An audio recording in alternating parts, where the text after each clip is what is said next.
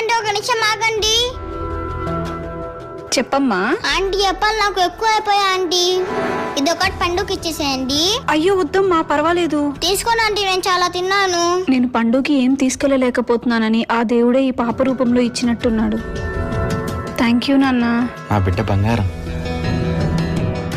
God bless you తల్లి. దానదా మనం వెళ్దాం. మమ్మీ నాకు ఈరోజు హాలిడే కదా, ఎక్కడికన్నా బయటికి వెళ్దామా? అందరు పిల్లలు హాలిడేస్ కి ఆడుకుంటున్నారు. ఎలాగో నాకు ఈరోజు ఏం పనులు లేవు కదా. సరే, పండుని కూడా అలా బయటికి తీసుకెళ్దాం.